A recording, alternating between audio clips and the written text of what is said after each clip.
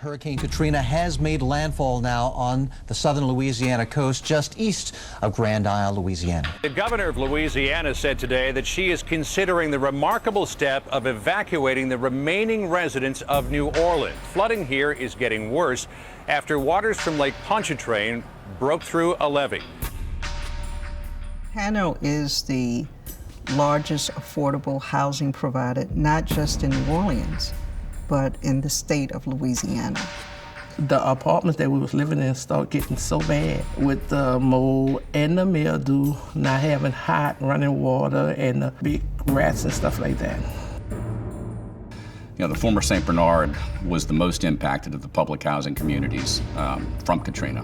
One of the things that was very difficult was selling the community on the redevelopment.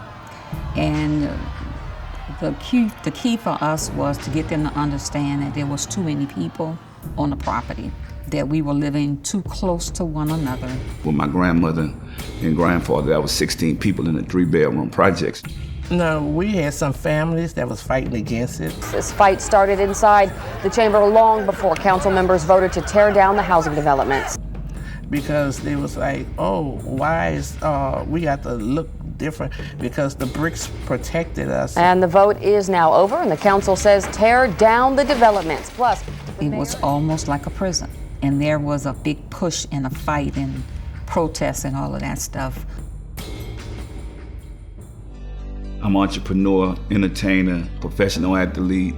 The president of the Fisher Development. Chairman of the Bayou District Foundation. Gus Home Resident Management Corporation. Chief Operating Officer of Columbia Residential. The Marketing Director for Rouse's Markets. Executive Director for the Housing Authority of New Orleans. The Big Four was developed post-Katrina. We have Harmony Oaks, Marrero Commons, the St. Bernard project now Columbia Park, and we have Lafitte. Mixed income housing, which was a new concept in New Orleans at the time, and also housing for families, housing for seniors. We attracted all kinds of residents. We had an open door to all returning residents who were displaced from the property during Hurricane Katrina, and they still have that. My vision for HANO is to be viewed as the premier affordable housing provider in the city and the preferred partner to expand affordable housing. We were amenable to the improvements of the complex by allowing, from a phased approach, the redevelopment at Gus, where we have now, the whole property has been totally redeveloped. Those properties that were developed created the synergy that was needed to change the complexion of affordable housing.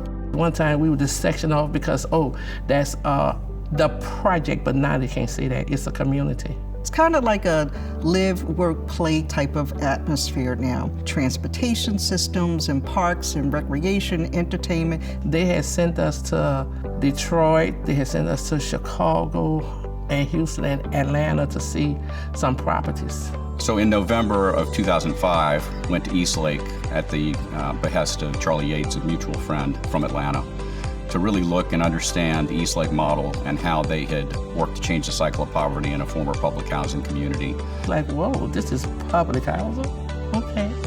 As we saw that and we got back on the plane heading back, we all looked at each other and said, you know, this is something that if we could make happen in New Orleans could really be a game changer. We wanted the same thing. And what we did is come alongside HANO and put in place a master plan, a development plan for mixed income housing, and a mixed-use community that now sits on that 52-acre site. There is the issue of fighting to maintain affordable housing and how these communities really should look. But also being able to provide access to quality education and quality health care within the community, within a walkable community, was something we felt could really be, you know, a great game changer, much like our residential development. The new vision that the Housing Authority of New Orleans wanted to put forward and the city wanted to put forward, we felt a great obligation to give it our very best work that we possibly could and really put our heart and soul into the development of the community.